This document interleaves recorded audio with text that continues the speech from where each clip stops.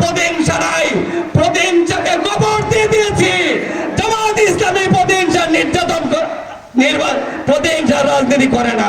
জামাত ইসলামী প্রতিহিংসার রাজনীতি কখনো কল্পনাও করে না। কারণ যদি প্রতিহিংসা করতো, প্রত্যেকের বাড়িতে আগুন জ্বালানোর শক্তি আমাদের ছিল, প্রত্যেককে জমা করার শক্তি আমাদের ছিল। আমরা কাউকে টুকাও দেই নাই, কাউকে পটাও দেই নাই। আমি বলেছি আমাদের জামাতের কেন্দ্রীয় আমির সবাইকে মাফ করে দিয়েছেন।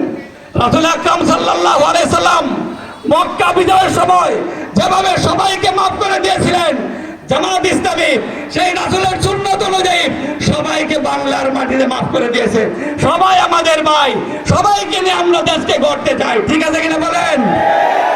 আপনারা আওয়ামী লীগের শাসন দেখেছেন, আপনারা বিএনপির শাসন দেখেছেন, জাতীয় পার্টির শাসন দেখেছেন। একটা বার অনুরোধ জানাবো, কোরআনের শাসন, ইসলামের শাসন, রাসূলের সুন্নাত অনুযায়ী শাসন দেখতে চান কিনা বলেন? দেখতে চান? বলেন নারায়ে তাকবীর, নারায়ে তাকবীর, আল্লাহু আকবার, নারায়ে তাকবীর, আল্লাহু আকবার। আল কোরআনের আলো করে গেলে জালো, হাদিসের আলো করে গেলে জালো, আইন তাকবীর, আল্লাহু আকবার। সম্মানিত ভাইরা আমার, সম্মানিত ভাইরা আমার, আমাকে জেল গেট থেকে বারবার গ্রেফতার করা হয়।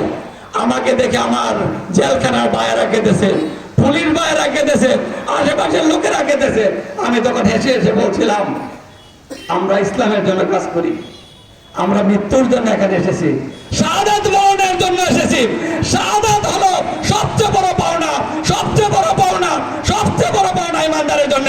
আল্লাহ আমাদেরকে শাহাদাতের মৃত্যু নসিব করুন। সবাই বলে আমিন। ওয়া আখিরু দাওয়ানা আলহামদুলিল্লাহি রাব্বিল আলামিন। সম্মানিত